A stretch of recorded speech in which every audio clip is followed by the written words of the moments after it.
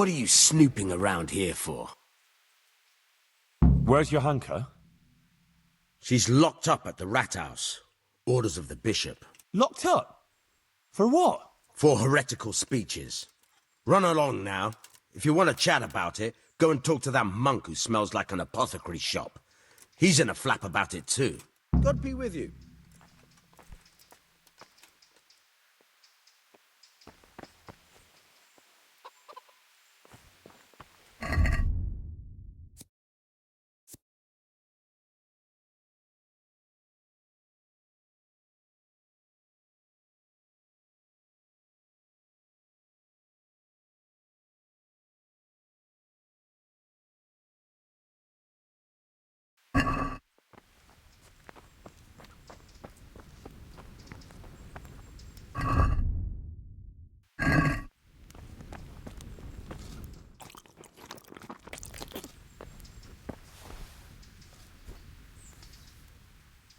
Goodbye.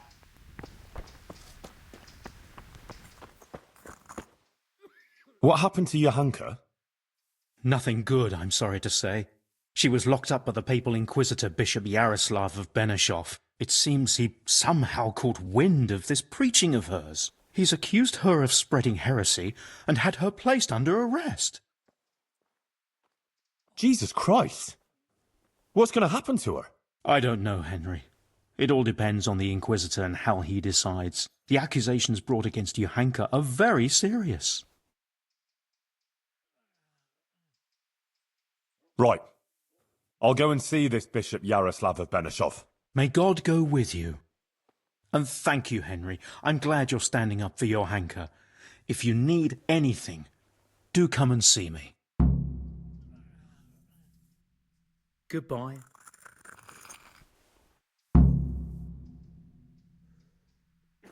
Where can I find this inquisitor? He's staying here in the monastery grounds. His quarters are on the upper floor. What actually happened here? Johanka told me you went to Auschwitz. Yeah? What's that got to do with anything? The inquisitor showed up here not long after you left. Apparently he heard about Johanka's preaching somehow. He even observed one of her sermons outside the town in disguise. He had her brought to him and spent a long time trying to discourage her from what she was doing. But then she went out again to preach about her visions outside of town. But before she even started, the inquisitor turned up with Fabian and the guards. He said Johanka had ignored his outright ban, and he had her taken away. Then he warned the people there that Johanka was spreading heresy and undermining the church's authority, and forbade them to listen to her. That's all? Didn't you speak to the inquisitor? No, actually I didn't. He saw me there listening to her preaching, and I was afraid to come forward and talk to him. Aha. Well, that's understandable. Thanks. It sounds pretty serious. It is. I'm afraid it could be very serious indeed. What actually happened? Johanka... Yeah? Apparently had a but then she... But before... I just won't get any sleep. It sounds pretty serious. It is. What exactly does an inquisitor do? The Inquisition is a papal institution that deals with heresy, so people don't succumb to charlatans, false prophets and deceptions, and put their faith and their immortal souls in jeopardy. The Inquisitors have all sorts of powers, the kind we here can do very little to stand up to. And what can he do to Johanka? I'm not entirely sure. He could certainly excommunicate her, and maybe even sentence her to death. Who is this Bishop Yaroslav? I've never heard of him before, but the prior has.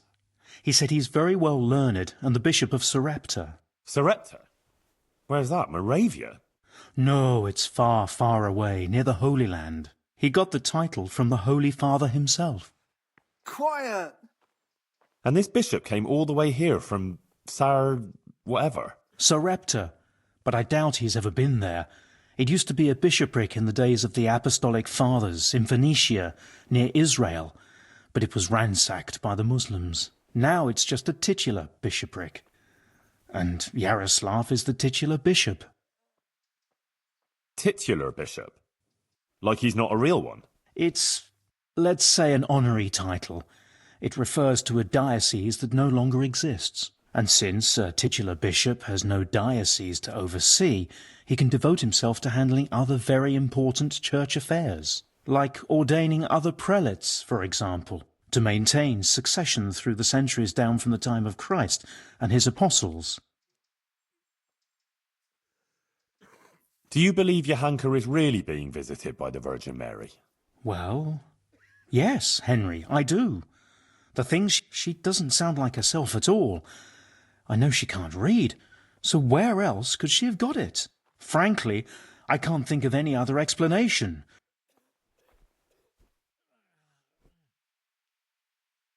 Goodbye.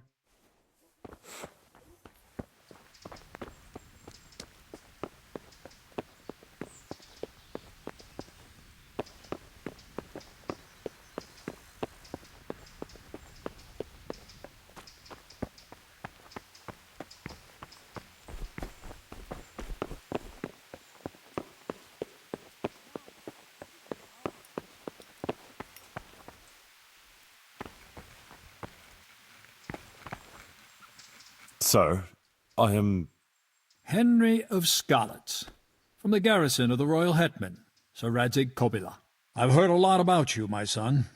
I'm pleased to meet you.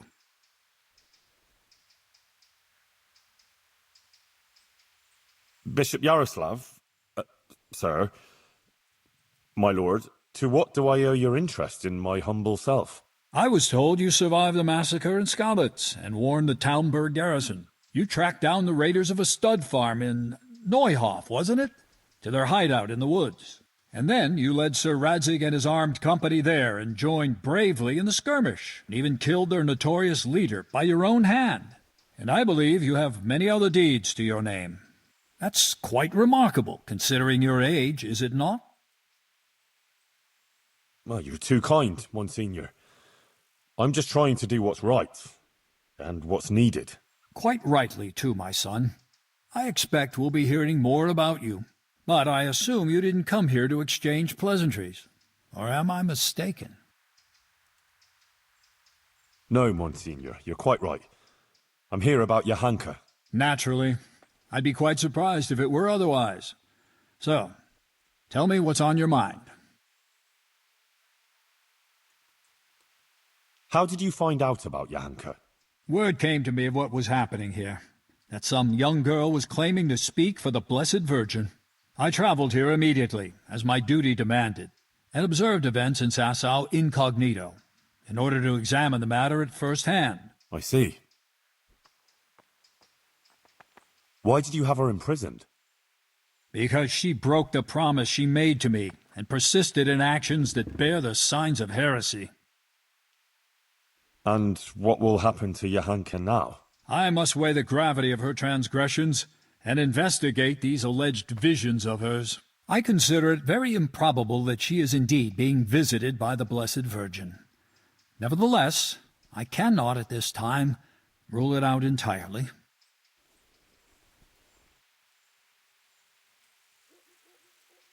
So you think it could be true? In that case, Johanka hasn't done anything wrong. It's not that straightforward. Even if her visions were real, she was at fault for interpreting them as she saw fit and preaching to the people. So you decide just like that? But you don't even know Johanka. I certainly do not decide just like that. I'm thoroughly examining the entire matter, and you would be well advised not to question my authority. I will call Johanka and the witnesses, question them, and then pronounce a verdict. And will there be anyone there to defend Johanka? Do you doubt my judgment? I would never be so bold, sir. But surely it would be only just that someone should speak for Johanka about all her good deeds and so forth? Naturally, I will also question those who would speak in her defense. Since you are interceding, I expect you have someone in mind? Yes. Actually, me. As I surmised. But this matter does not directly concern you. Why should I allow you to appear before the court?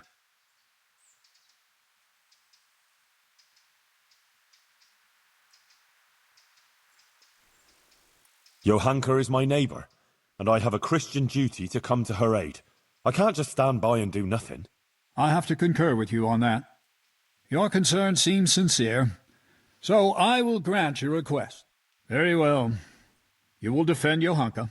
You may speak in her defense if you so wish, and you may also bring witnesses.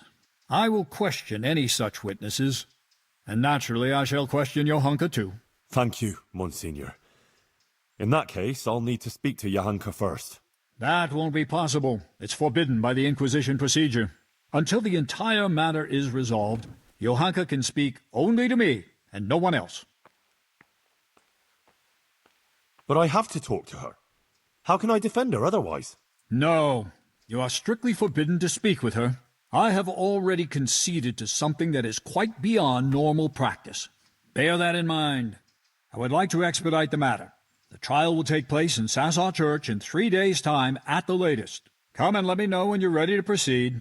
In the meantime, I will continue my investigation. Very well, Monsignor. I had better get on with it then, sir. Farewell. Before you go, you know Johanka longer than anyone else. You spent a lot of time with her, as I've discovered.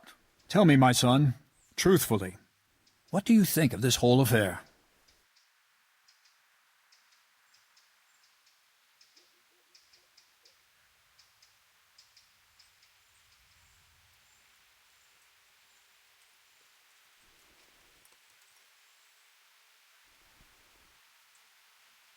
Johanka helped a lot of people. She worked her fingers to the bone helping Brother Nicodemus with the sick and injured. That is certainly commendable. What else can you tell me about her?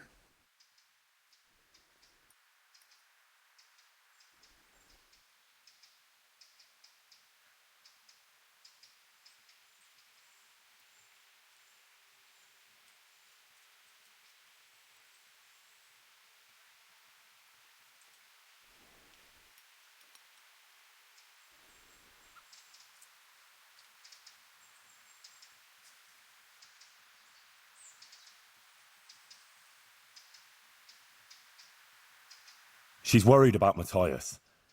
He's from Skalitz too, and she's very fond of him. But he was wounded in a raid on Merhojed recently, and since then he's been lying in a fever. Johanka believes that if she does what the Blessed Virgin wants of her, Matthias might be healed. Interesting. Anything else?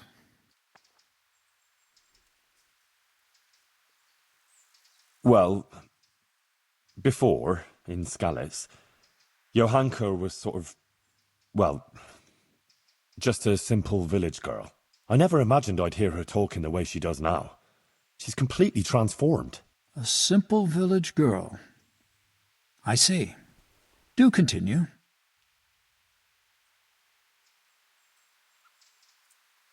Johanka is an honest girl and virtuous. She's a good Christian who attends church and thinks of others. Good. Please continue. That's about all I can tell you. Is that really everything?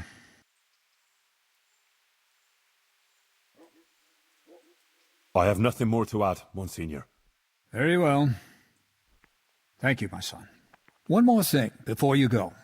Let me remind you that it's your Christian duty to report anything suspicious going on concerning the Church and the true faith, if you're aware of anything of the sort in these parts.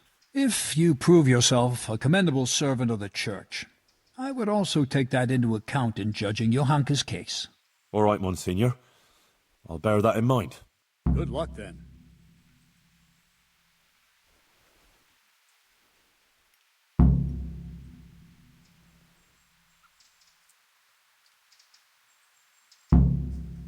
Why did you have Johanka in? I talked to her for a long time about the things she was saying, and I warned her that she had to stop preaching in public. And I told her if she had any further Johanka chose to ignore my warning. Obviously, I couldn't turn a blind. But what's so bad about what Johanka has been saying? Look here. It's simply unacceptable that anyone at all should come along and stand up in the market square and preach about God's will or how God gave us his teachings, which we must honor, and he showed us how to fulfill them. It is only those, but understanding those teachings is no simple matter. It demands learning, time, and effort. That is one of the tasks of Holy Mother Church. What Johanka has been saying is dangerously close to heresy. She must be brought to see the error of her ways, and her disruptive actions must cease. I understand, my lord. I'm a good Christian, and I don't doubt the authority of the Church. Good. I'm glad I got through to you.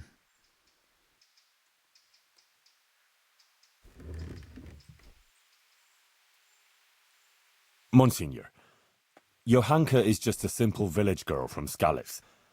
Are all these legal proceedings really necessary? They are. The mission of the Inquisition is quite unequivocal, and however trivial, this matter has a broader significance. What broader significance? No offense, but these things can't easily be explained to an uneducated boy like you. Still, I'm pleased that you take an interest. Unfortunately, I don't have time for this now. After all, it is also our duty to guide others through the labyrinth of this world.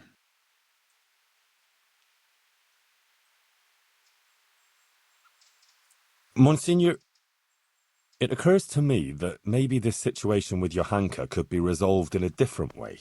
Is that so? Pray, enlighten me. I want to defend Johanka in a duel. If God is willing, and I win, then Johanka will be cleared. And who do you propose to fight? Me? Or the Archangel Gabriel? How should I know?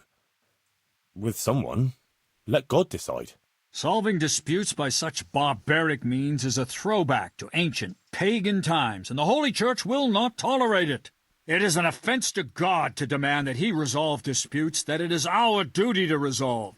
No, Henry, it's out of the question. I don't want to hear another word about it. But Johanka was visited by the Virgin Mary, so what she says can't be wrong. We only have her word for that, and even if her visions were real, she was at fault for interpreting them as she saw fit and preaching to the people. So you think she should have spoken to the parish priest about it?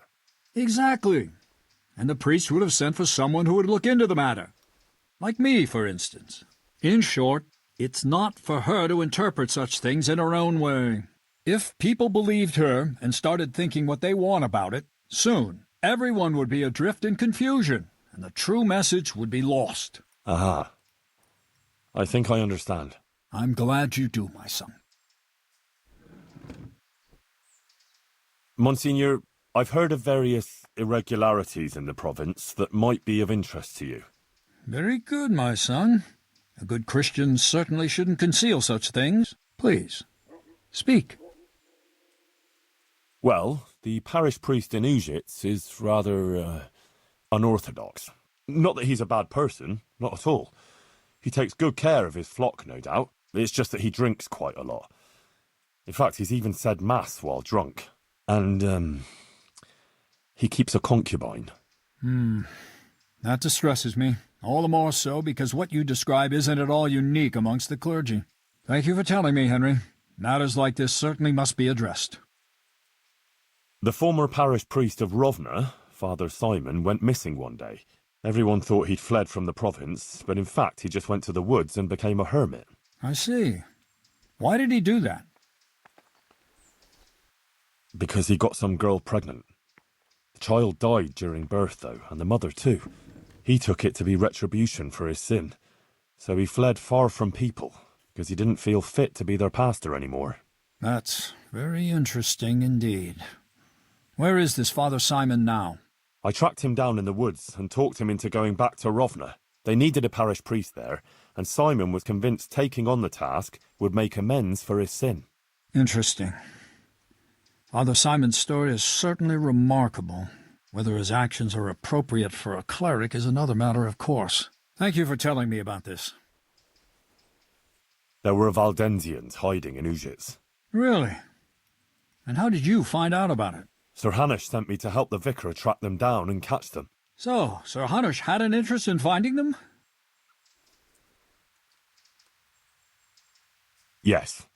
That is, he was keen to get the matter cleared up quickly and get the vicar out of his domain. Oh, I see. He's not the only secular lord to lack trust in the emissaries of the Church.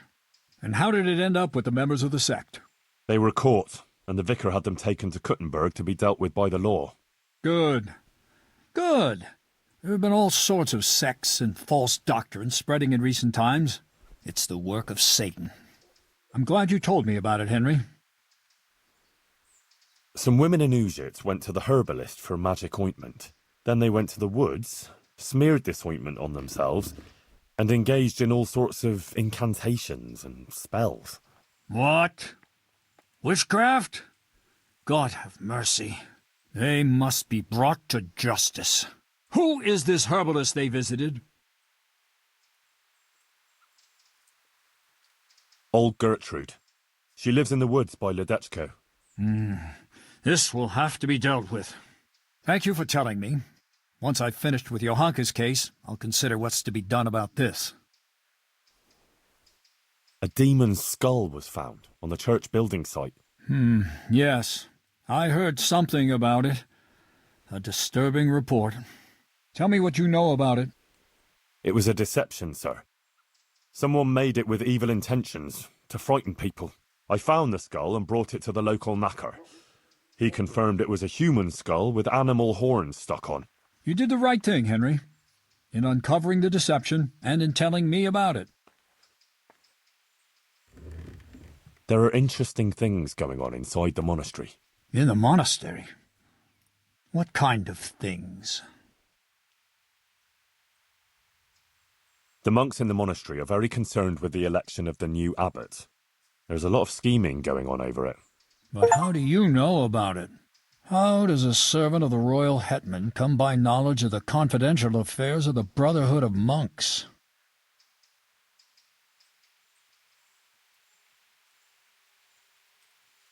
I caught wind of it. I heard it from a novice that the brothers were sending out at night to buy wine for them. I see.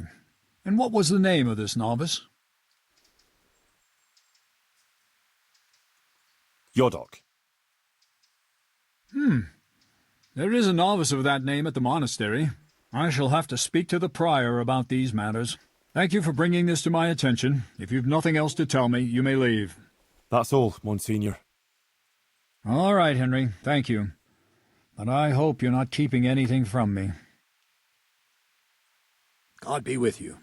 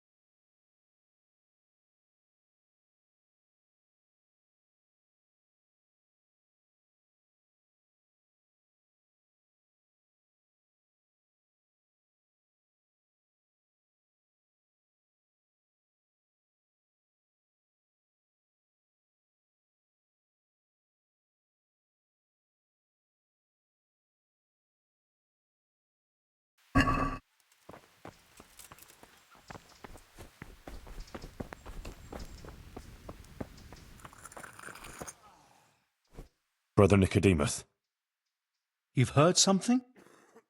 the Inquisitor has decided that Johanka will be tried, but he's agreed that I can defend her. That's really quite unusual. It must mean he hasn't come to a clear conclusion yet. Yes.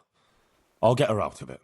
I'm afraid it may not be that easy. The thing is, I expect Johanka will say the same things before the court that she's been preaching.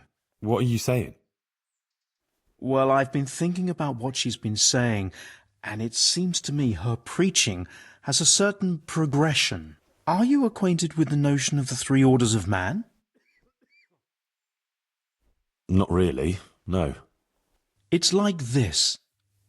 It's said that everyone has their God-given place and purpose on earth. Laboratores, oratores, and bellatores. Those who work, those who pray, and those who fight. The common folk are born to work, to reap the fruits of the earth and to obey the laws of God and man. It is the purpose of the nobles to protect the people and the church against all dangers and to maintain peace and justice on earth. And the church in turn has the task of caring for the spiritual welfare of all, ensuring the salvation of their souls and bringing solace to the people in times of hardship so that they can endure their earthly trials and enter the kingdom of heaven. But what's all that got to do with Johanka? Well, I noticed in her first sermon she primarily addressed the concerns of the common folk, and in the second she criticized the nobility. I suppose so, but I still don't get it. In short, I'm afraid that now she might start talking about the church if she gets the chance. And if she's as critical as she was about the lords, I dread to think how that might end up. Henry, you must warn her against that. She must show humility before the Inquisitor, and the wisest course would be to admit to being wrong. She's rather stubborn, but perhaps she'll listen to you. But the Inquisitor said no one's allowed to see her. No one except the Inquisitor's own men. You'll just have to think something up. I'm afraid Johanka's fate is mainly in your hands now. I'm relying on you. Take care. Witnesses can be summoned for Johanka's trial. So I wanted to ask you if you give a testimony. Maybe some learned speech in her defence? I'd be glad to do it. Johanka deserves my help. Such testimonies could carry a lot of weight. You should try and get as many as you can. Goodbye. I can't sleep again.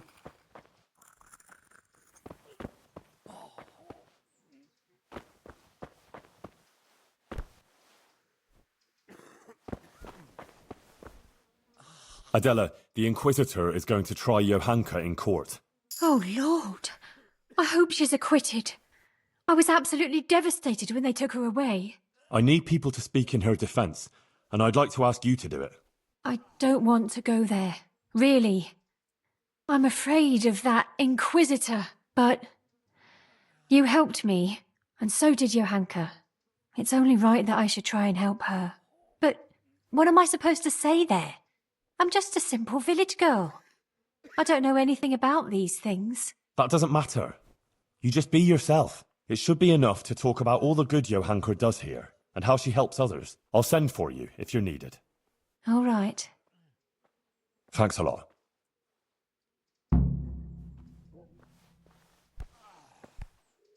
Take care.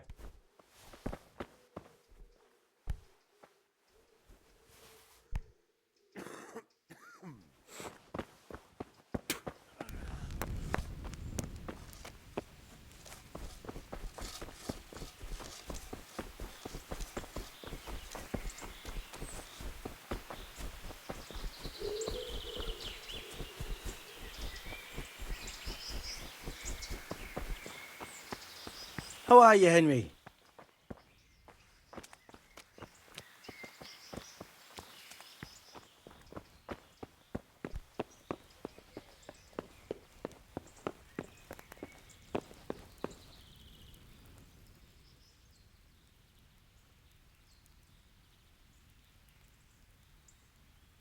I found this document in the woods by Sasau. Careful, it's a bit bloody. Don't tell me those fools got themselves. And to hell with it. And did you come across any Cumans? Yes, they're probably still there. If they killed a band of mercenaries, you were prudent not to get too close to them. Well, I'll deal with it, one way or another. Thank you for the information. I have some, trophies. Let's have them. Very nice, very nice. I know about you and her. She told me everything. Oh? What exactly do you mean? You'd better be very careful what you say, boy. Oh, nothing, actually. I should think not. And in the future, think twice before speaking. I need something from you, sir. I suppose you heard that Johanka was locked up by the Inquisitor and is facing charges of heresy. I did, and it's most disturbing news. What you might not know is that he's agreed that I can defend her at the trial. You? Do you even know what to say? Sure I know. It'll turn out just fine. Trust me. But I need you to testify at the court. In Johanka's defense, of course. Naturally. You don't think I could just sit here and do nothing? Besides, the bishop has already insisted that I appear before the court. Oh. All right. One moment. I apologize if I was a little hasty. This whole affair has left me anxious. I appreciate that you want to defend her. However, I don't think it would have any effect. No offense, but I don't think you'll be able to achieve anything in court. I'm afraid the Inquisitor will judge as he sees fit, whatever anyone says. But I have an idea how you could help. Oh? How's that? Flee. With Johanka, of course. No, I don't think that's a good idea. I'm sure Johanka will be acquitted by the court and everything will be all right. Running would just confirm the Inquisitor's suspicions, and she'd always be looking over her shoulder. I don't agree. As I said, I don't believe you can affect the outcome of the court. If Johanka flees, yes, she'll have to lie low for a while, but in time it will all blow over. You can take her anywhere, as long as it's far enough from here. A girl like that will always find her feet. She can easily hide out somewhere where she's not known. Maybe there could even be a place for her on my estate. Think about it. But whatever you decide, if Johanka comes to any harm, you'll have me to answer to. I'm very fond of her, and her of me, and I don't want anything to happen to her, understand? But if everything ends well, I'll show you my gratitude, I assure you. God be with you.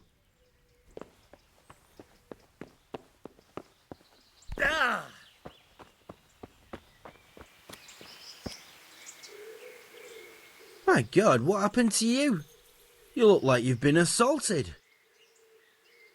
See you later.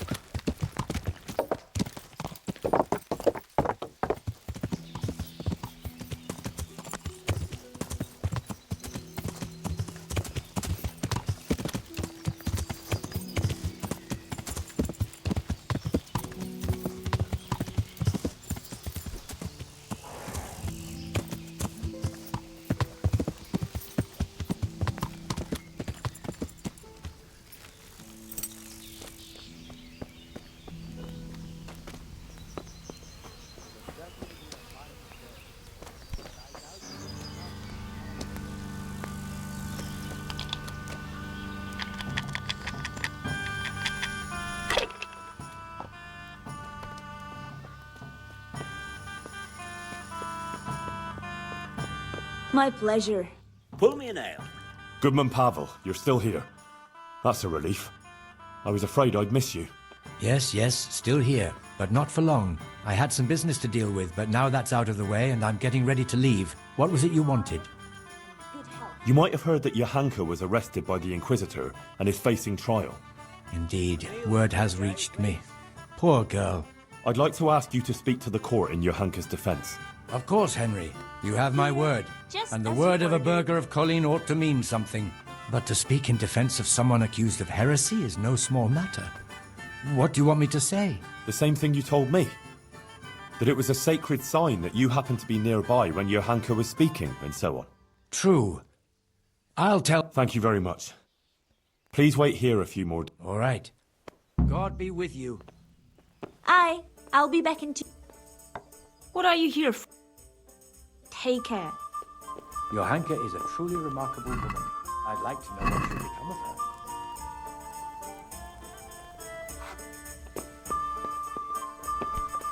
Damn.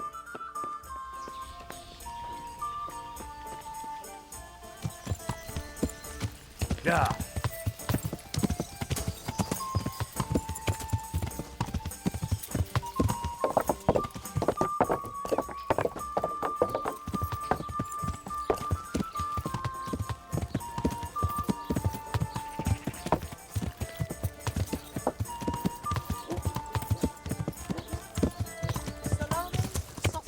Asparagus.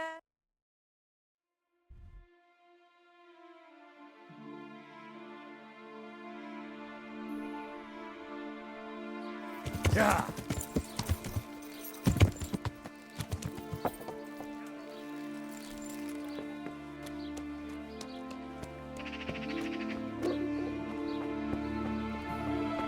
Good health to you.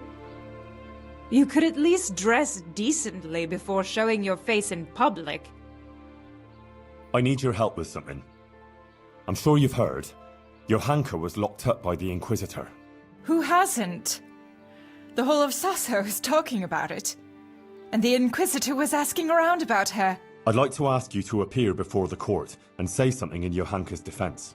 I can't say I'm keen on going there. But Johanka helped me. And you did too. I think it's only right that someone should say something good about her. Ah, thanks, Guta. I appreciate it. I'll send for you when it's time. God be with you.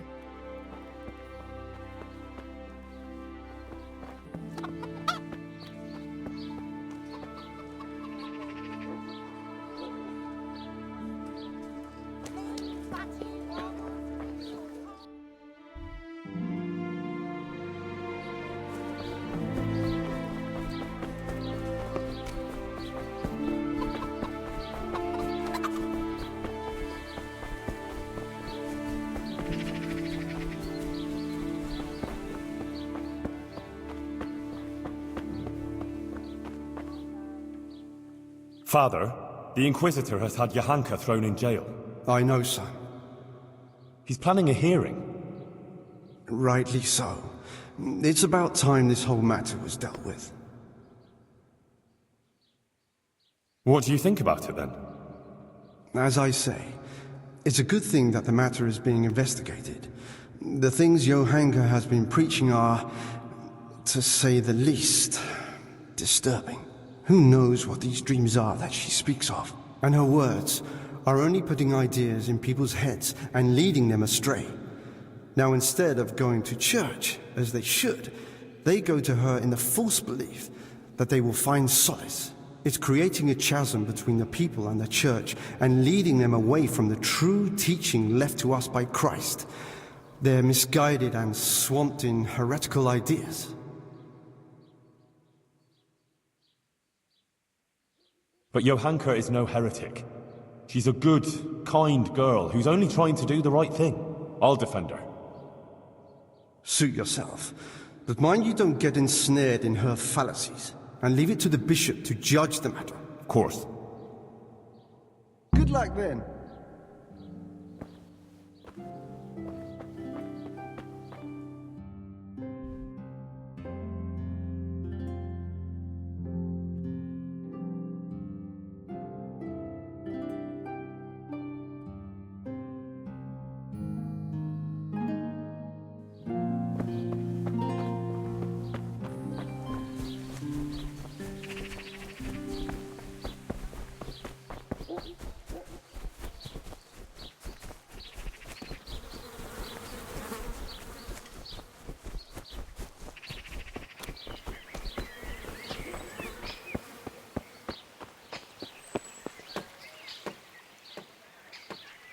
Is there anything interesting going on here?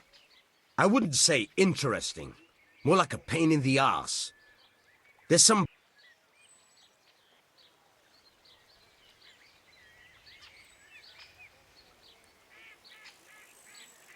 Does it really not bother you that your men also go to the quarry to fight? Why should it bother me? You call it fighting, I call it training. Once they start smashing heads with sticks or... And you don't mind that they wager on it? Seems to me that's less of a sin than wagering on dice. I've nothing against one of those fellows earning some extra money if he's good. I might have to hire them to help out in town if they... So you don't plan on doing anything about it? What concern is it of yours? If they start brawling all over town and attacking people, then there'll be cause to take them in. But for now... Master Bailiff, Inquisitor Yaroslav is going to try Johanka. I know. He was here asking questions, too. Oh? What did he want to know? Various things. Like how things are here, whether people are honest, whether we observe the fest days, and so forth. And then he asked about Johanka. About what she preaches, whether people come to listen to her and that. He's been talking to a lot of other people in Sasau, too. I even heard that Katra, the swordsmith's wife, invited him to dine with them. That's interesting. Thanks for telling me. Was he just asking questions, or does he want you to testify before the court? Yes, he did ask me to testify, and I'm none too happy about it. I see. And what are you going to say about her? It depends what I'm asked, but there's not much I can say. I don't know Johanka very well. She seems virtuous and self-sacrificing to me. She's never done anything wrong, and no one here ever had a cross word to say about her. Until recently. Maybe some gossip about her and Sir Sebastian. But I've heard similar talk about half the women folk here. Johanka has helped a lot of people here, selflessly. Her heart is in the right place. True. But then there's that preaching of hers. Folk have been falling out. They're split according to whether they believe Johanka or not. I don't know quite what to think of it myself. But I don't want to jump to conclusions. I'll wait and see what the learned bishop has to say.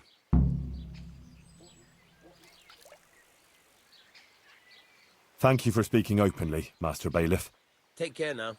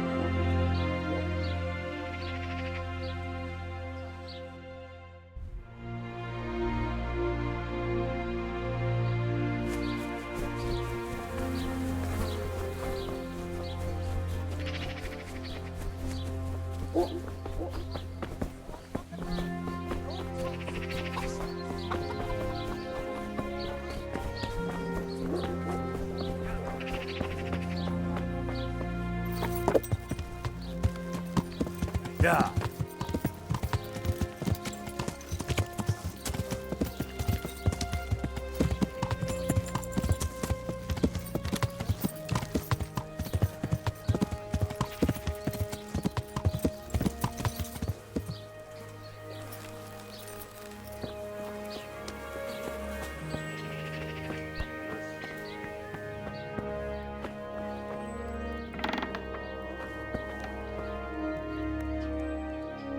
I'm here about Johanka. You're that fella of hers, are you? What do you want? No. I'm just a friend of hers. Matthias is her fella. Huh. God knows how many she has. I heard you invited Bishop Yaroslav to come and dine with you? Yes, so what? Bishop Yaroslav is an esteemed visitor to Sasau, and it's only fitting he should be suitably hosted by devout burghers. And what did you talk about? What we discussed with the Monsignor is none of your business. What have you got against Johanka? Nothing. The question is, what has she got against us? Tell me that. What? She turns up here and tries to tell us how to live our lives. Says the Virgin Mary whispers to her in the night. Yeah, I'm sure. To a simple village wench. I'd like to know who's really putting those ideas in her head. She's just getting people all worked up. Men, especially. Coming around here with her nonsense. Sasau is a decent, orderly place, I'll have you know. We don't want any trouble here. All this talk about hellfire and the end of the world. God have mercy. No one is interested in what she has to say. All they want is some spectacle. She ought to have thought twice before she started. Not that she wasn't warned. What do you mean, warned? As I said, she was told. Damn it, woman, tell me what you meant by that. I didn't mean anything by it. Out with it! If you must know, some of the fellas want to have it out with her and tell her to stop. No one wants her speeches here. But would she listen? No. The devil possessed her to bring harm to us. So it was you who sent those men? All I wanted was to protect the Sasau folk against her poisonous tongue. And I'll do just that. The Monsignor asked me to testify in court. And I'll tell everything I know there. And I'll do likewise. Farewell. Go. God be with you. What do you want from me? God be with you.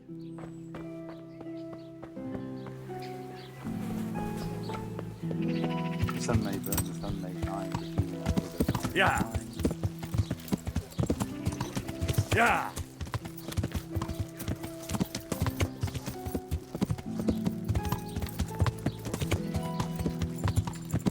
Good men, good wives, come have a look.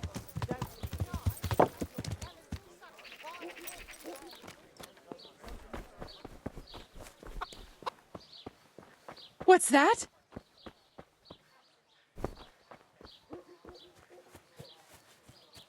What was that?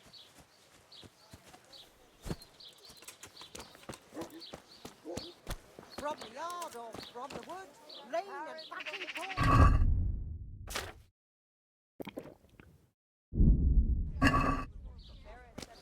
I'm sure I heard something. Hey, clear off. No one's allowed to talk to Johanka. Bishop Yaroslav's orders.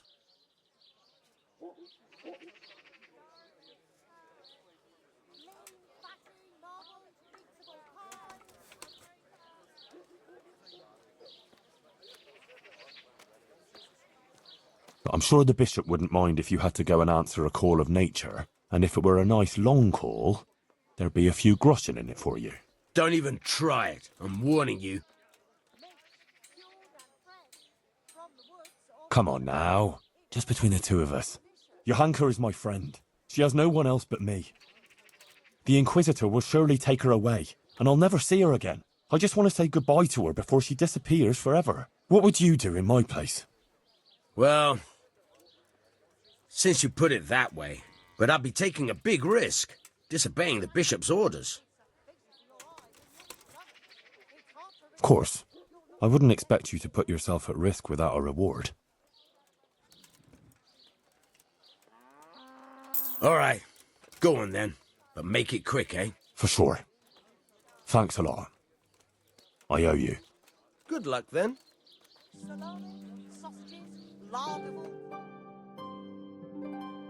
Johanka, are you all right? Yes, Henry. I'm fine. I'm glad to see you. I spoke to the Inquisitor. He wants to put you on trial. I know. It's all in God's hands now. No, it's not. I mean, it is, of course. But the bishop has allowed me to defend you. You want to defend me? Thank you. Henry, that's very kind of you. But you needn't bother. Our Lady won't let anything bad happen to me. I am her instrument, and I am completely in her hands. Everything that's happening is her sacred will. But I won't stand by with my arms folded. You need someone to testify for you. As I said, I will defend you. If you insist, maybe it's the will of the Virgin that you came to me. So be it then. Good wives, come have a look. Don't be shy. You'll never see such fine things. I went to Ujits, like you asked. That's good, Henry. I hope you purged yourself of your sins. I did the pilgrimage of penance, like you said. And in the church, I begged the Virgin Mary for forgiveness. And she will bless you, Henry. You're a good man. Remember that. And don't stray into wrongdoing again. I won't. I made a donation to the church, too. And the parish priest there, Father Godwin, he was asking about you. Was he? What did you tell him? Oh, just about everything that's going on and the things you were saying. He was quite moved by it, to tell the truth. He even gave me some writings. You see? Maybe Our Lady is giving you a sign too. What did Bishop Yaroslav ask you about? All sorts of things. Like how the Virgin Mary visits me, what she shows me, and about preaching to the people. Actually, he was really quite pleasant. He asked me about Skalitz, whether I go to church, and a lot of other things. And in the end, but I couldn't obey an order like that. The Blessed Virgin is testing me, and I have to do what she asks. I'd say he wasn't too happy about that. No. He came there with his men. About that trial? Yes, the trial. I'll get some people who will testify for you in court. But Brother Nicodemus is worried you'll say things that will make the Inquisitor angry. Please don't do that. You have to talk to him respectfully, answer his questions with humility, and not say anything to annoy him. And don't say anything against the church or priests. Please. I'll say only what the Blessed Virgin wants me to say.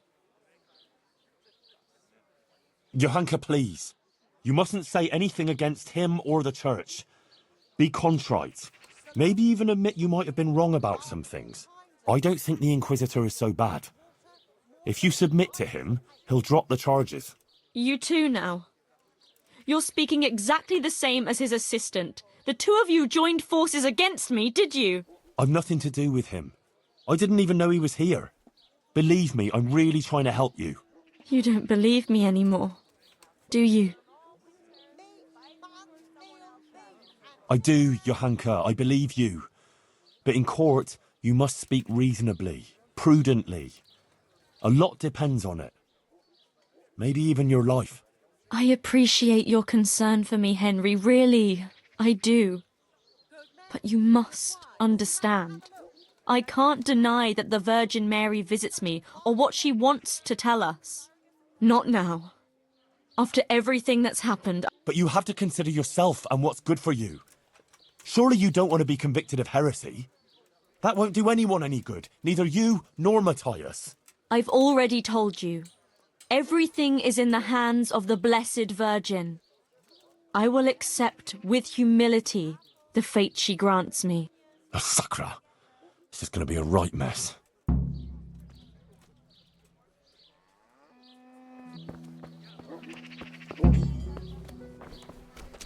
Salami, sausages, meat of all shapes, sizes and flavours.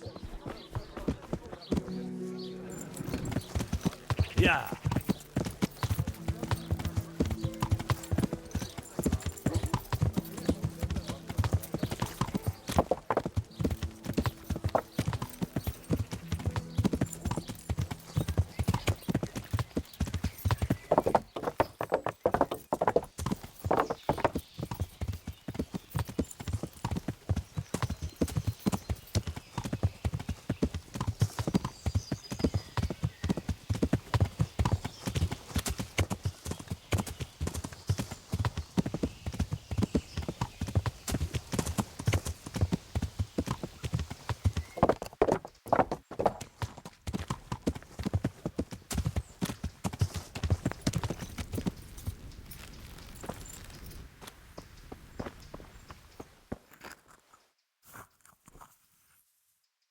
I spoke to Johanka. And did you manage to convince her? I'm afraid not. She's stubborn. She says she answers only to the Blessed Virgin. Oh dear, Henry. That's not good at all. What about her family? Doesn't she have a relative she might listen to? No. None of them survived the raid on Skalitz. She has no one at all left in the world? Poor child. Good luck, then.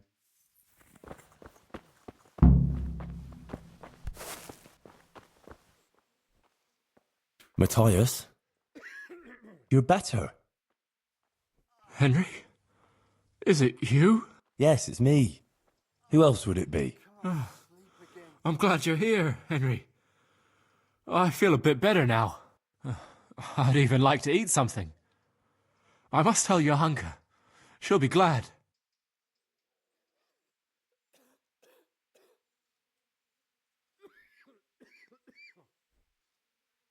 Unfortunately, that won't be possible. Oh? Why's that? How to begin? Look, things got a bit complicated here. The main thing is, Johanka is in jail, awaiting trial. What? What happened?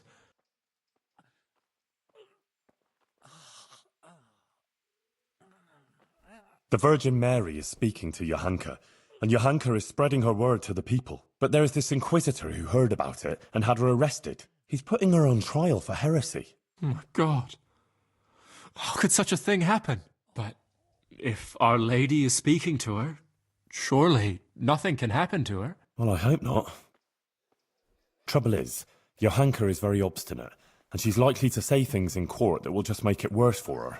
Listen, Matthias, I need you to go with me and talk to her. Maybe together we can convince her to see sense. I wish I could, but I'm still too weak to even get out of bed. I'm sorry, Henry. I just can't do it. You know what? Tell her I'm feeling better, and I agree with everything you tell her. Give her this dice. She'll understand. It'll almost be like I was there with you. Dice? Oh. It's a long story. Johanka knows all about it. Or you can ask Teresa, too. All right. If you say so. Henry, please, look out for her. And make sure nothing happens to her. I'll do my best. God be with you.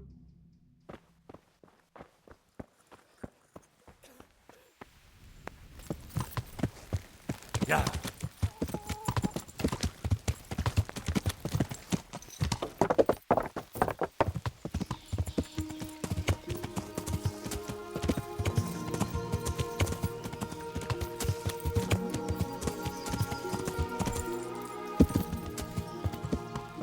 Yeah.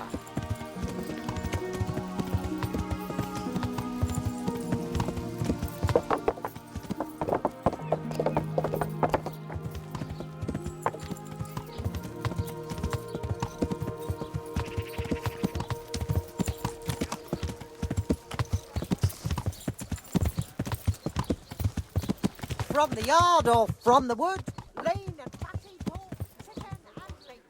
We have it all. Come and see. God.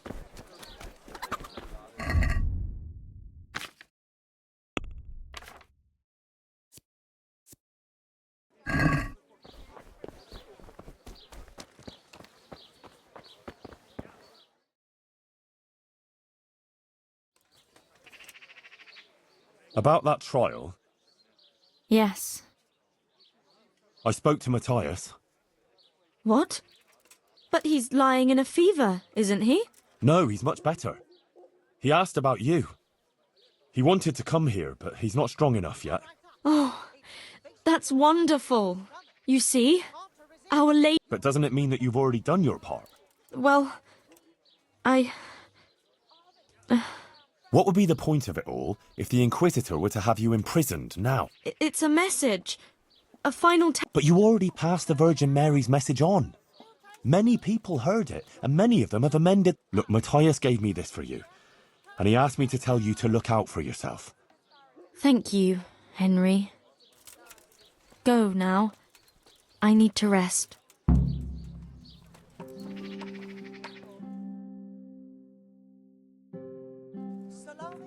sausages, lard of all kinds, and scratchings that make your mouth water more than the finest hay.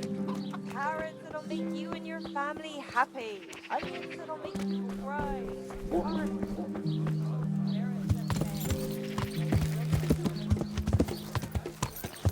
Yeah.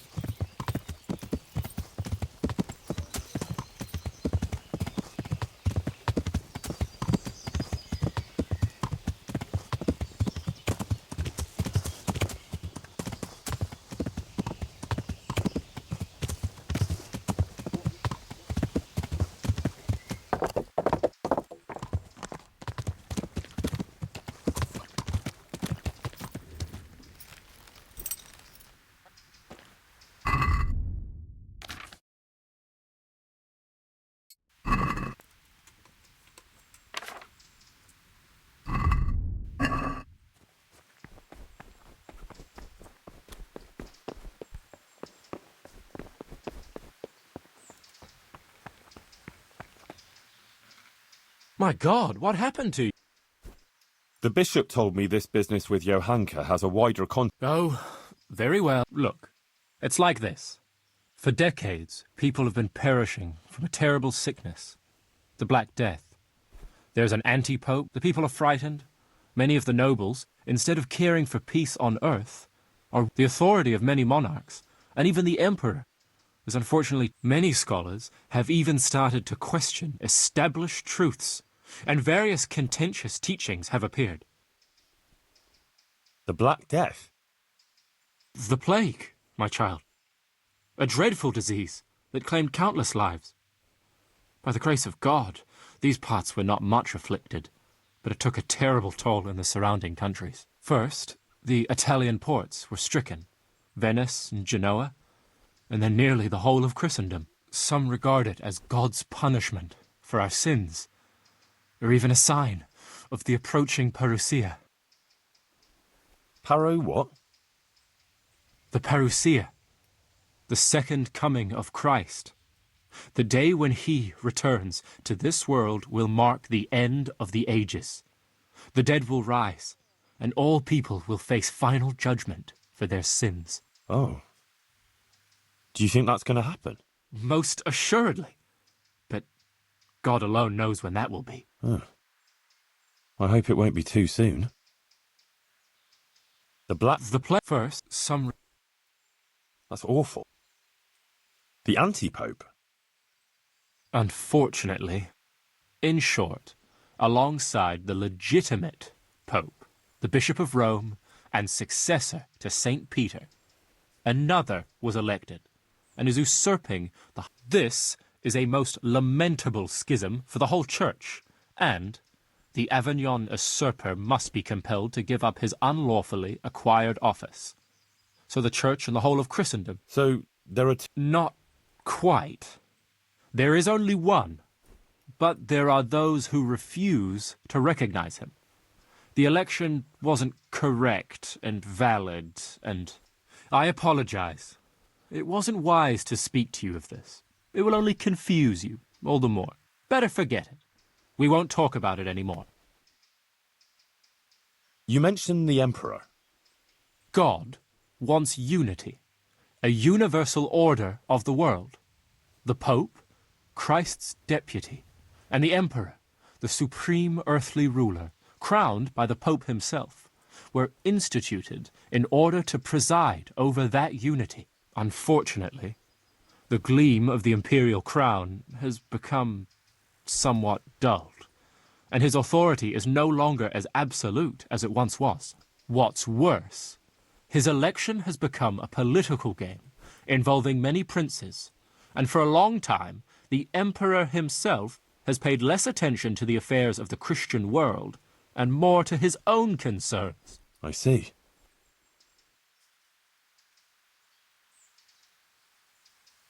And what about these scholars? That's complicated. Some reject the authority of the Pope or the Church. Others dispute over the legitimacy of government or the nature of the world.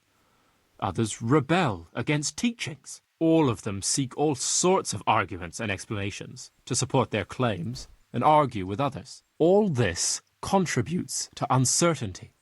One doubt leads to another, and soon heretical ideas take hold. Ah. Uh-huh. But don't concern yourself. These are way... Of course.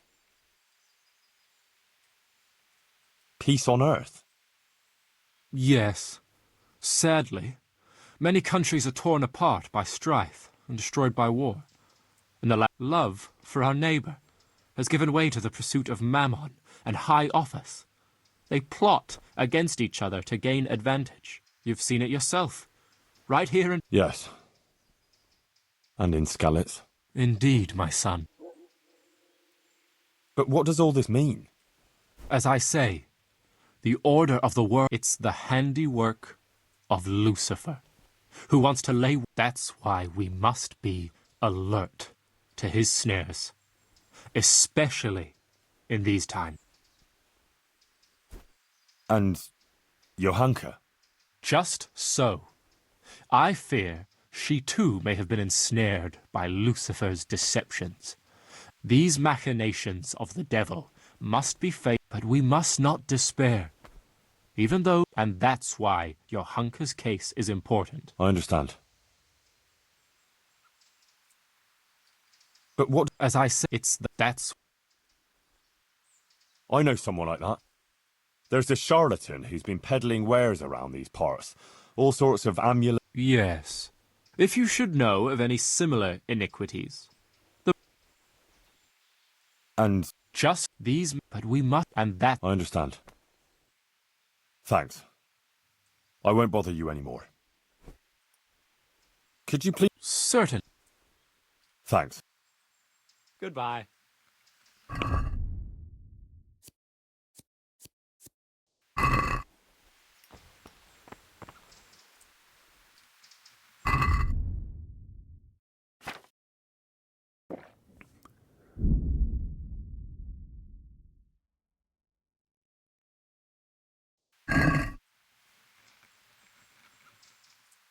I'm ready, Monsignor.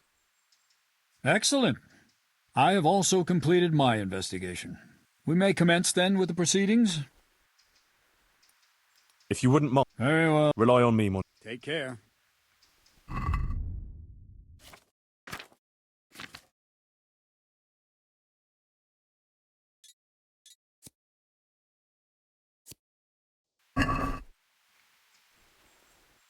I'm ready, Monsignor. Excellent. We may commence. Yes. Good. I will send for everyone who is to bear witness and have Johanka brought before the court.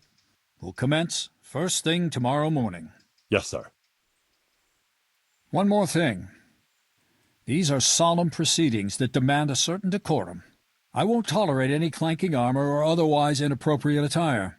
You will wear this robe. Of course. Thank you, Monsignor. Very well.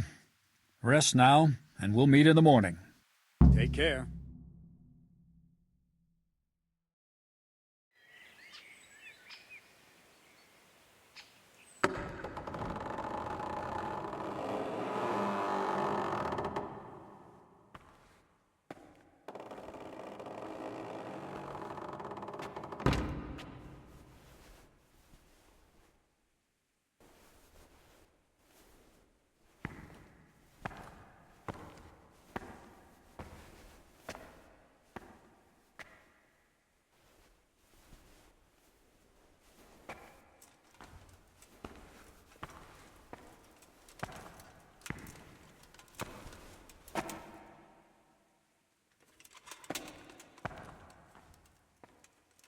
Let us begin.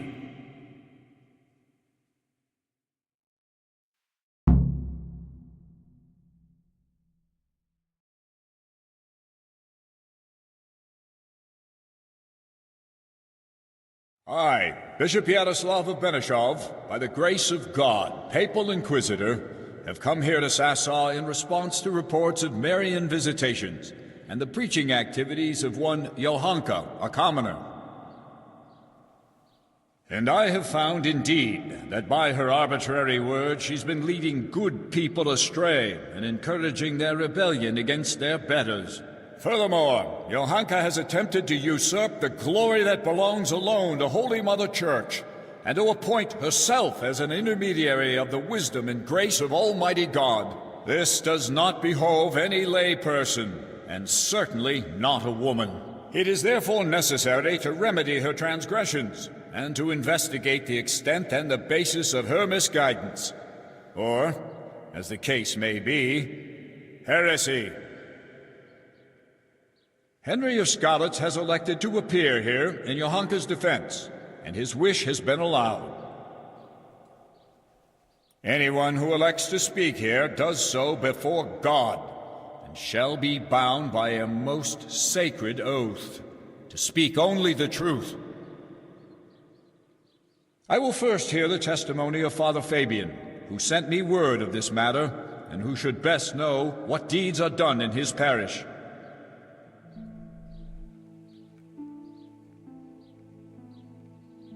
Father Fabian, will you tell us what Johanka has been proclaiming?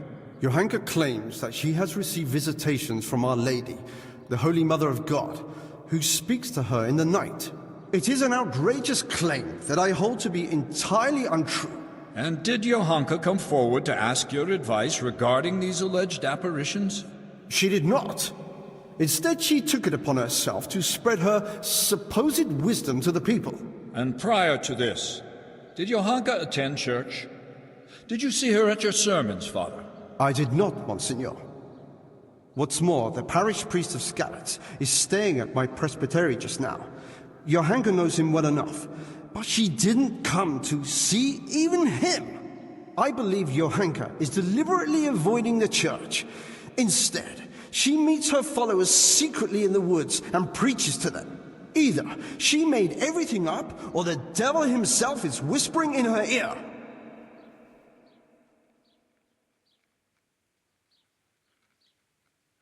If I may, Monsignor, the Virgin Mary really does speak to Johanka. Is that so? And on what do you found this claim? It couldn't be the devil. Johanka lives at the monastery, doesn't she? Close to the cave of St. Procopius. St. Procopius, who overpowered the devil and cast him down, did he not? The evil one would hardly dare return to the dominion of the saints to whisper in Johanka's ear. Surely that's obvious. It's true, Henry, that evil spirits, or even Lucifer himself, would have little power in the vicinity of the remains of St. Procopius. But the fact that she lives at the monastery doesn't mean that she is not misguided. What's more, she is an interloper there herself, who would not even be tolerated if it weren't for Brother Nicodemus. Yes, Father, I am aware of the impropriety of her presence in the monastery grounds. But in this I must concur with Henry. Monsignor, would you please hear the testimony of the respected burgher Pavel of Kolin? He will testify that Johanka isn't making anything up.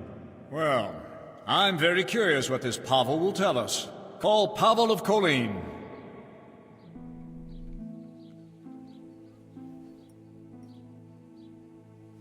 I'm a little surprised to find a counselor of Kolin here, especially you, who makes no secret of your animosity towards Sasau Monastery. True. Although I have only criticized the monastery in secular matters of property, which concerned a dispute with the town of Kolin, and therefore my duties as a counselor. Pavel, please tell us about your recent experience. I'm all ears, Goodman. Monsignor, some years ago I hid some money in Sasau woods. When I found myself here again recently and heard Johanka's words, I remembered that matter. Johanka made me aware of my inordinate love of wealth, and I resolved to donate the money in question for the common good of Sasau. For this I needed an honest intermediary who would locate the money. In this too, Johanka helped me by putting me in touch with Henry here. By the grace of God, he found the long-lost treasure and donated it for the good of Sasau. The whole matter I regard as the intervention of the Holy Spirit. An interesting tale, Goodman Pavel. Not only that, it's also evidence of divine providence, and that Johanka isn't making anything up. She wasn't possessed by an evil spirit. On the contrary, Our Lady really did speak to her. I must concur with that, Monsignor, because I was subsequently also visited in a dream by the Virgin Mary. What? You too? Yes. She appeared in a blue cloak and waved to me. Do you swear that what you say is true, Pavel? I swear by Almighty God, Monsignor. Remarkable. Truly remarkable. Very well, Goodman. Thank you for your testimony. You may stand down. Even if it were true, why would Our Lady choose a simple village girl like Johanka? Monsignor, with your permission, I'd like to draw attention to the work of the great scholar Matthew of Yanov. He exalted women like Johanka. He said that God created what is weak in order to bring shame on what is strong. That's why God turns to women who love Christ and blesses them with such visions, so that they can point out and rectify the vanities of men. It can't be heresy if the learned masters of universities write such tracts. What you say is remarkable. Matthew's work, which you mention, does speak to Johanka's benefit, but I wouldn't have expected that someone of your station has even heard of the Master of Yanov. How did you come by his work? Well, Johanka pressed me to go on a pilgrimage of repentance. I went to Ujits, where there's a Marian church, and there, the parish priest gave me a copy of the text. That's surprising indeed, especially that you are at all capable of reading such a work and understanding it. You're quite a fountain of unexpected skills, Henry. Thank you, Monsignor. Let's proceed then. Is there anything else you want to add, Henry? Yes. Please call Brother Nicodemus. He has something to say about it. He's a man of learning and knows more about these things than I do. Certainly. I also wish to hear his testimony. Call him.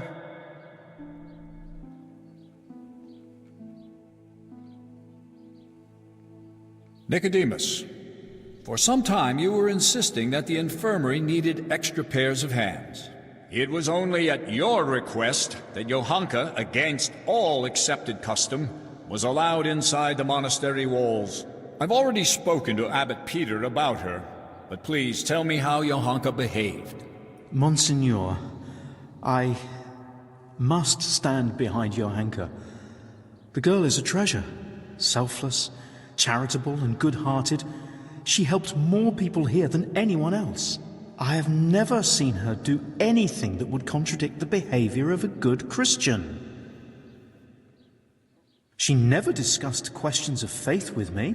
She was always focused only on her work, which she carried out impeccably. And afterwards, when she began making claims of Marian apparitions? Yes. That's quite an extraordinary thing. The things she preached couldn't have come from any of the brothers, or from books, because she can't read. Therefore, I believe the Blessed Virgin really spoke to her. Nonsense. She made the whole thing up. Or someone did prompt her. You're very keen to defend her, brother. It makes me wonder whether she didn't get her wisdom from you. I already said she got none of it from me, and I would never lie before Almighty God. But it seems to me it's the inadequate education of the good parish priest here that's behind his flimsy litany. What? Am I to be criticized by someone who's more a gardener than a scholar? Father Fabian, let Nicodemus speak. And you, Nicodemus, stick to the point, if you please. Certainly, Monsignor. Please allow this humble gardener to put the good priest right, because he evidently knows nothing of the fact that other women before Johanka had similar experiences. Blessed Hildegard of Bingen also had similar visions. And what about St. Bridget, or Elizabeth of Schurnau, or Catherine of Siena? Like them, Johanka here only humbly spreads the message of Our Lady. She does not present herself as an intermediary of divine mercy. Please do not condemn Johanka, Bishop Yaroslav. In my judgment, her visions are genuine and her words sincere. Thank you, Nicodemus. Your plea is very bold. But what you say about Hildegard and the others is true. You can rest assured I will consider your words very carefully. Fabian, have you had trouble with heretics before, or had any suspicions of heresy here? Not much, Monsignor. Now and then there have been traveling preachers and various charlatans here and there. Although, I did recently get reports that there were members of the Waldensian sect hiding in the province. Yes, I heard of that. They were dealt with by the vicar who came here to track them down. Henry here helped catch them. Thank you, Father Fabian. That's all. I'm glad to have been of service, Monsignor. I thank you also, Brother Nicodemus. You too may stand down. Call Hoshek, bailiff of Sasau.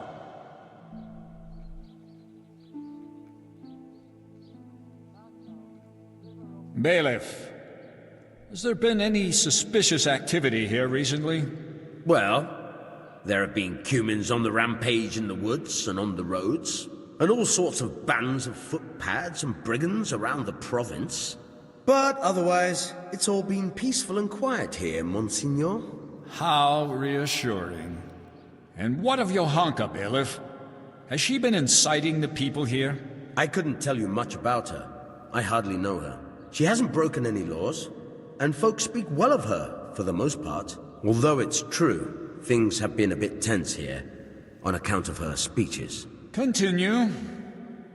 Quite a lot of people have been going to her since she started with that preaching. Some are even convinced she's a holy woman. From what I heard, they bring her small gifts or ask for her advice or blessing. Sacrilege! People coming for blessings and bringing her gifts. That has all the makings of a cult. Oh, I don't know, Monsignor. Begging your pardon, but that's overstating it a bit. But it's true. They met outside town, too, and it came to a bit of a skirmish. Nothing serious happened, though. Fellas punching each other in the mouth. If you'll excuse me, Monsieur, that happens all the time. Well, that's about all I can tell you, Monsignor. Thank you, bailiff. I will be all. And you, Henry, you've been around Johanka more than anyone. Do people come to her for blessings? Well, they come to her, yes. But I swear she never blessed anyone. But when someone comes to her, she tries to help them, like a good Christian. Henry, I'm sure you're aware that to lie here is a mortal sin and a crime. I do. And I'm not lying. All right. Anything else? Yes, Monsignor. Johanka helped Guter, the tailor's wife. Please hear her testimony. You'll see for yourself that Johanka is a good Christian. Very well. I promised I'd hear your witnesses. Call this Guter.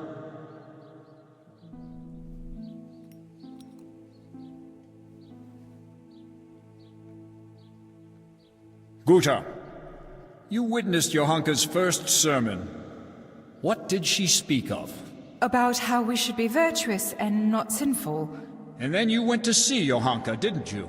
I did, Monsignor. I wanted to ask her for help, and she did. I was praying for my husband for a long time and begging God to help him.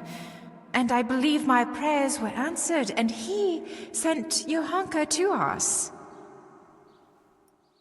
And there were others who came to her seeking help? Yes, Monsignor. There were.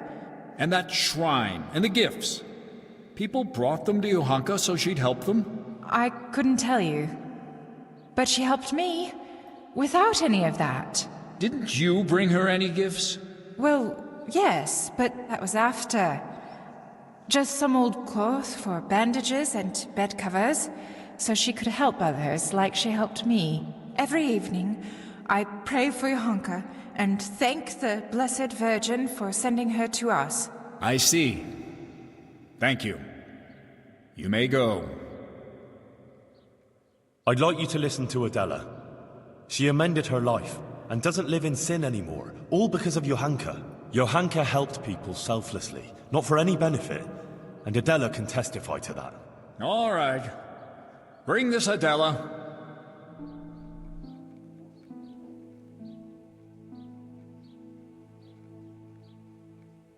Adela, until recently you were living in the nearby town of Ledechko, is that so?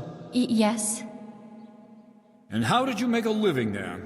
I served at the baths, laundering and repairing clothes, and preparing the baths. Is that all? No. Sometimes I went with the fellas and pleasured them for money. But I don't do it anymore. I swear. I changed my ways on account of Johanka and Henry here, and now I lead a decent life. You're saying you simply gave up your profession? Yes. Henry convinced me, and Johanka took me in. Very well. Thank you. And since you left Ledechko, have you sinned with anyone? No, monsieur, I haven't. Good. May God give you the will to maintain your newfound virtue, Adela. And now, please answer one more question. You're living with Johanka now, yes? Tell me what she says to the people who come to her. Well, they come with all sorts of problems. Some want just advice. Some want her maybe to bless them or talk to Our Lady for them. They believe she's a holy woman. So, Johanka accepts gifts from these people and then gives them her blessing? No, it's not like that. Johanka doesn't bless anyone. And she doesn't want any gifts from anyone either. Folk just bring them. The things they bring, she gives them out to the sick and wounded. She doesn't keep anything. I swear. You swear? Yes. I swear to it all, Monseigneur. I'd never lie to you. All right. You may go. Now I wish to question Katra, the swordsmith's wife. Bring her here.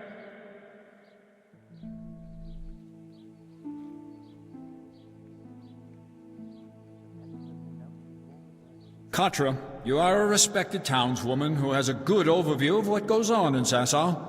As you told me earlier, will you tell me now what you know of Johanka and her deeds? Yes, I'll tell you everything, Monsignor.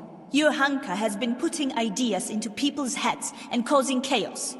What right has she to preach to us? A simple girl like that. As if we were bad people here, and she herself is a sinner. And an adulterer, a loose woman she is, who goes with anyone.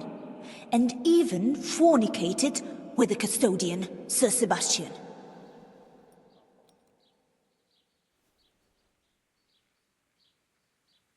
Forgive me, Monsignor, but Katra isn't telling the whole truth. What do you mean, Henry? She's the one who set a band of thugs on Johanka, several times, to cause trouble for her and threaten her. She wanted to drive Johanka out of town. That's not the deed of a good Christian, plotting intrigues like that. She admitted it all to me. Is that true? I only did what was necessary to stop her from bringing us to harm. Monsignor, you can see yourself that Katra holds a grudge against Johanka. Yes. I must agree with Henry.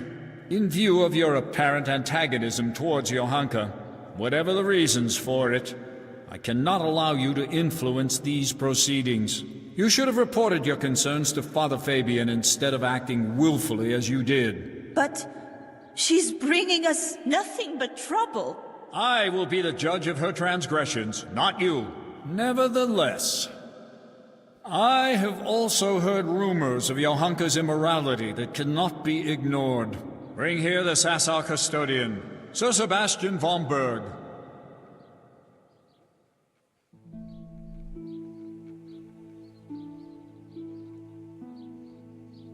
Sir Sebastian, my apologies for raising the matter, but doubts have been cast on your virtue. I have been told that you have shared your bed with Johanka. Is it true? Monsignor, with respect, this is surely some mistake. Johanka is not a bad girl, and by no means a heretic. Noted. Now please answer my question. Did you share your bed with Johanka or not?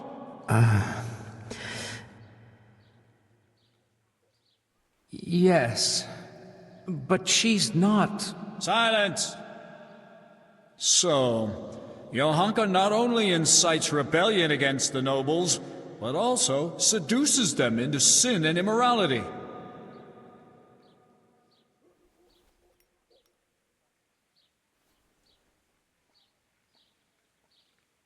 That kind of thing goes on all the time. On every farm there's some maid who's obliged to let the farmer fuck her, and under every castle wall there's a wench or two who has a child with the local lord. Enough! Do not abase these proceedings with your tavern talk. Monsignor, let's put a stop to this. It's undignified for us both. And for Johanka. She's no heretic, just a confused young girl to whom fate has been less than kind. Her confusion will pass. All it needs is for someone to explain to her the error of her ways. There's no necessity for extreme measures. Sir Sebastian, be so kind as to leave the judgment of Johanka's transgressions to me. You may go. Henry? You proved yourself an exemplary and faithful servant of the Church when you drew my attention to the many iniquities that have been happening hereabouts. You've been very keen to appear here in Johanka's defense.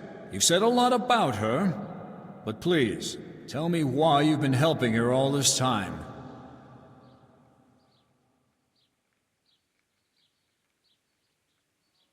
Monsignor, she's my friend. After the terrible things that happened in Scallis, neither of us has many dear ones left. It seemed only right to me to help her. You seem like a compassionate man. It certainly says something about Johanka, that someone like you stands up for her. That will be all, Henry. Monsignor, please permit me to say one more thing. I heard some wise words at a sermon in Scallis, and I think I should share them here. It's our Christian duty to fight against sin. But we must love the sinner. So I beg you, Monsignor, be lenient to Johanka. You're right, Henry. Those are wise words. Nothing remains but to question Johanka herself.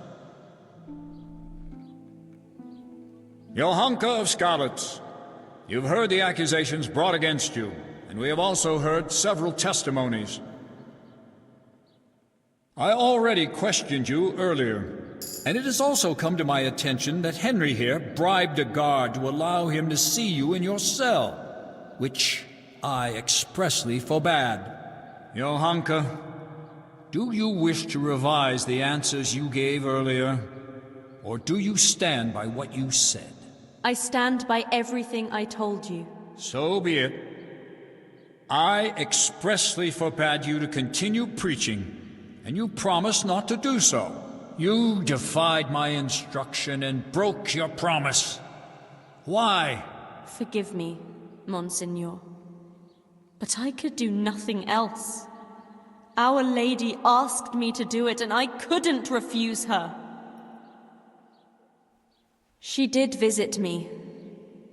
But now I admit that I might have been wrong about some things.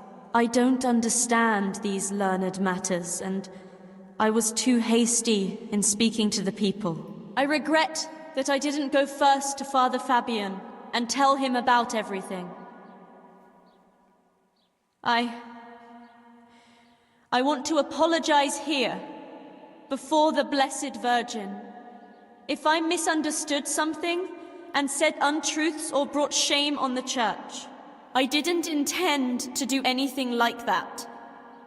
I ask Our Lady's forgiveness, and I will accept any punishment that you impose on me. I'm pleased that you've seen the error of your ways and confessed to your mistakes. These proceedings are closed. You may leave. Johanka will now hear my verdict.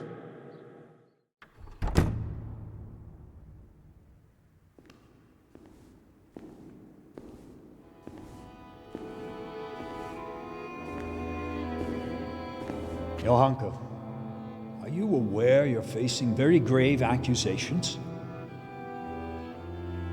Yes, Monseigneur. I am. You stand accused of preaching from ignorance and leading the people away from the protective embrace of Holy Mother Church. If you do not recant, you will suffer grave consequences. Pride and ignorance clouded her reason. Child, it would distress me greatly to have to pronounce a verdict of condemnation.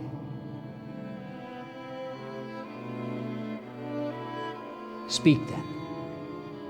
Do you recant your sermons and swear never again to preach to the people? And are you prepared to repent?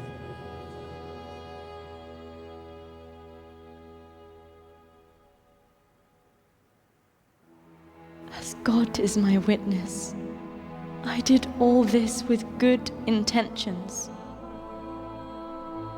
And I sincerely repent of my sins of conceit. I confess that I was led by my pride to believe the Virgin Mary chose me to put the world to rights. And I set myself above the learned prelates of the Church and the divine right of nobility.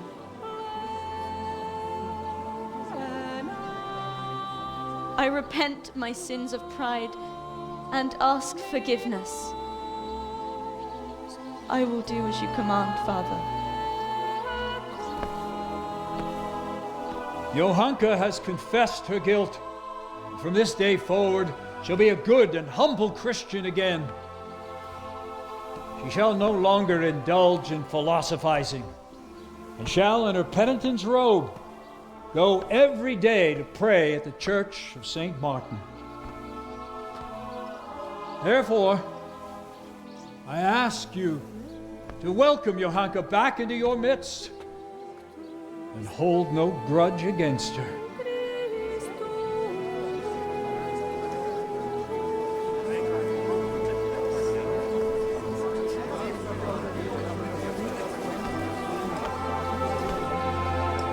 If the Virgin Mary should happen to visit you again, tell Father Fabian he will send for me.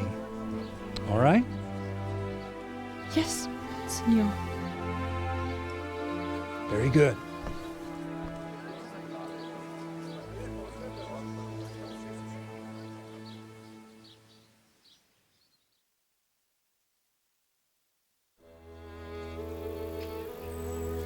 Matthias!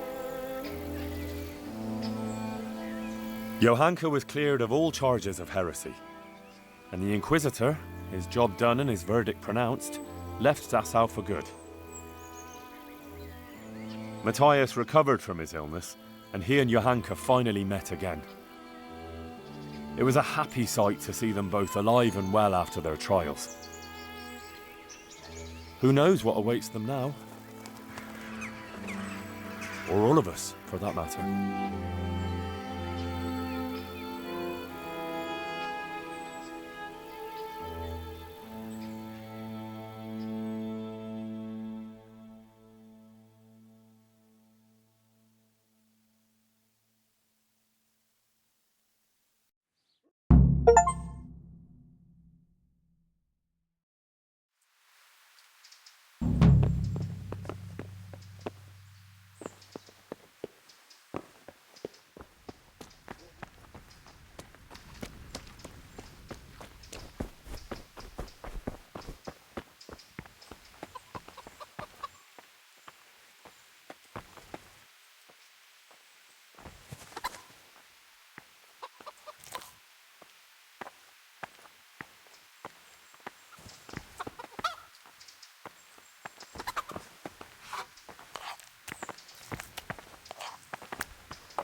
Hey!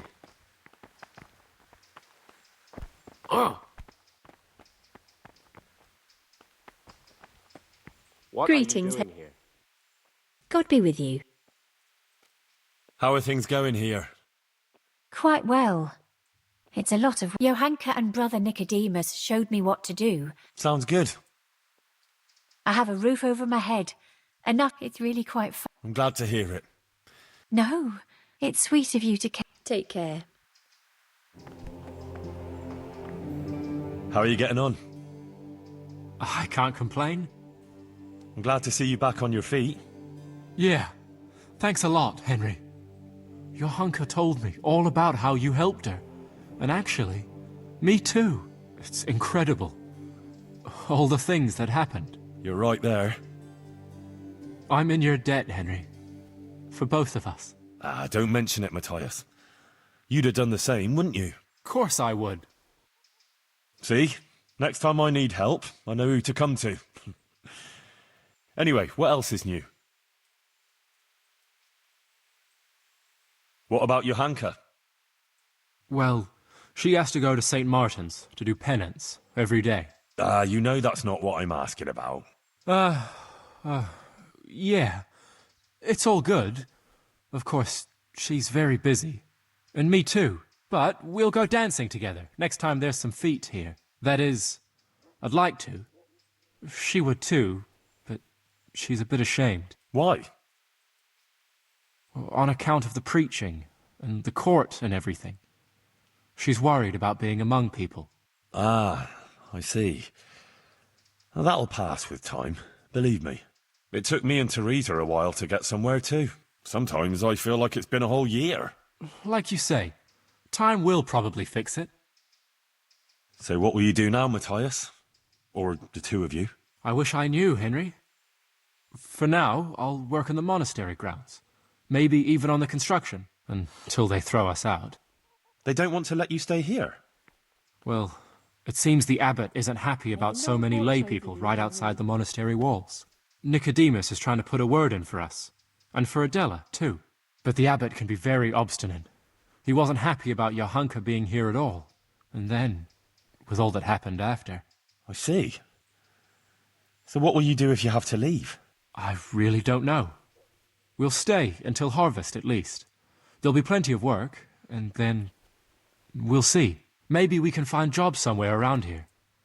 But more likely we'll go away to other parts, if we can save some money. I don't know where, though. I might have something for you. Sir Divish appointed me bailiff of Pribyslavitz. After you finish with the harvest, the two of you could go there. There'll be lots of work there for a clever pair like you. Jesus, Henry. You've really come up in the world. That would be great. Thanks. We'll go there, right after harvest. It's good to know we'll have a place for the winter. I won't forget you for this, Henry. And for everything you've done. Oh.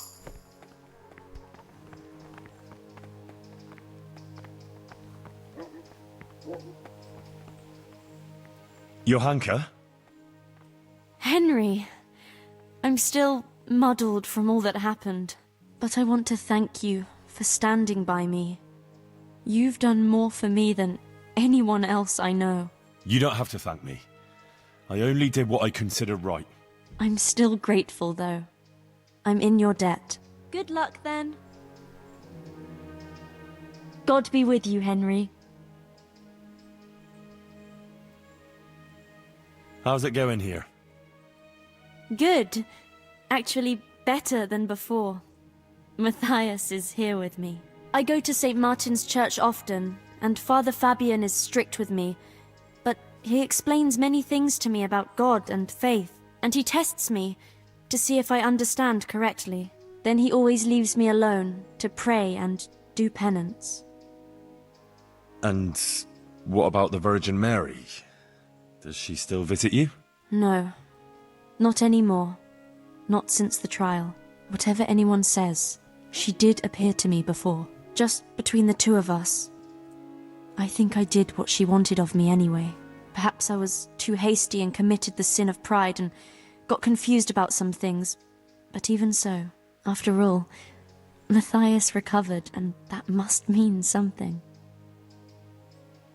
I also think you spoke well, and you were right about some things. And I believe Our Lady did appear to you. Thank you. Let's talk no more about it. Only Our Lady herself knows what her intentions were, and that's how it should be. In church I always prayed to her for forgiveness. I hope she hears my prayers. And how is Matthias doing now? Good, I think. He's getting his strength back. How we're doing isn't for your ears, Henry. There's one thing I'm curious about. What did the Inquisitor say after we left? He spoke about God and the Blessed Virgin, but I'm not supposed to tell anyone.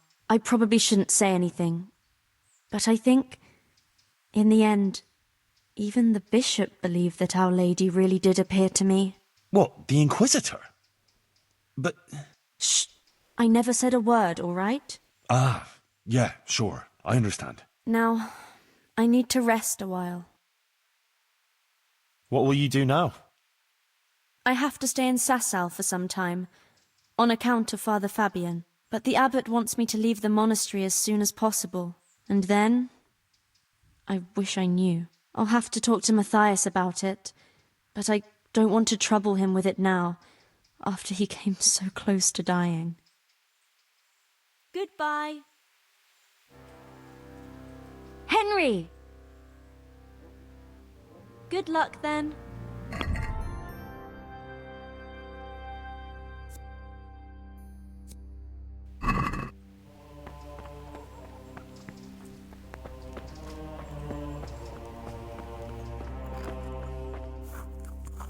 Henry, I want to thank you for that generous donation to the infirmary. I'm glad you and Pavel didn't forget us. What do you need? Brother Nicodemus, I'd like to thank you for the wonderful testimony you gave. You're the one who deserves thanks, Henry. I feared the worst, and for all my prayers, I never even dared hope for such an outcome. I could hardly believe it at first. I was very fearful for Johanka. It didn't look good at all for her, facing such accusations. And you did an excellent job, Henry. It's largely due to you that everything turned out as it did. Thanks for defending her, Henry. There's few people who could have done it so well. Recently, I found an interesting volume in the monastery library and made a copy from it in secret. It's just a few lines, but maybe you'll find it useful. Thanks. Do you still think the Virgin Mary's visitations were real?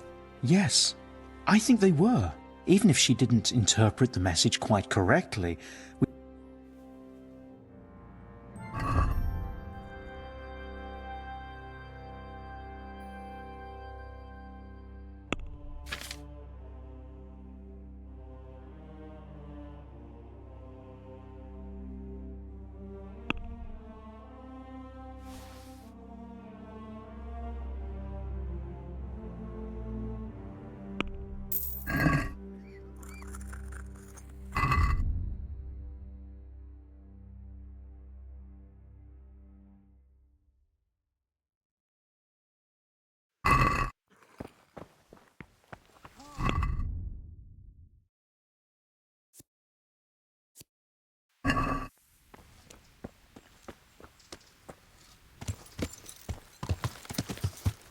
Yeah.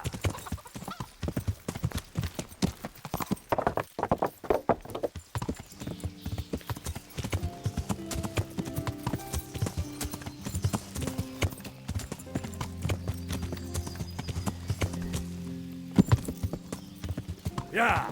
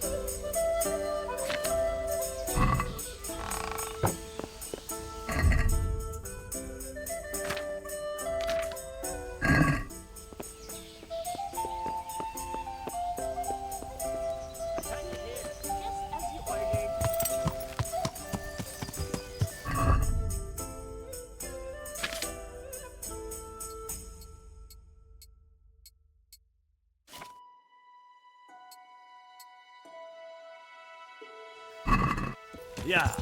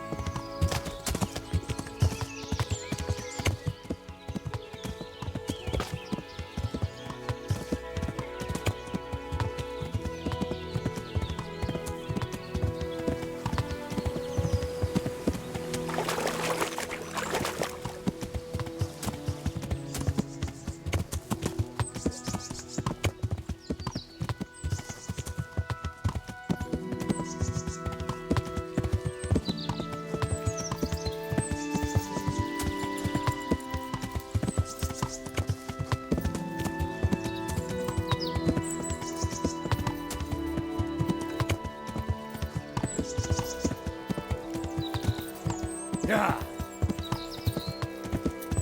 Yeah.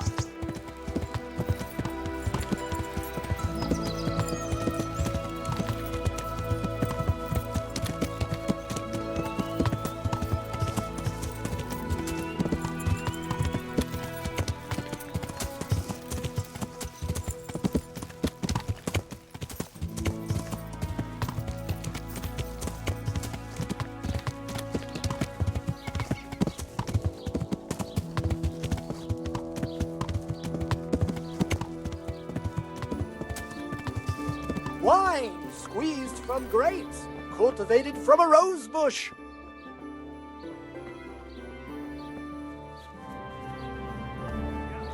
Rare spices and tinctures, magical elixirs and amulets, miraculous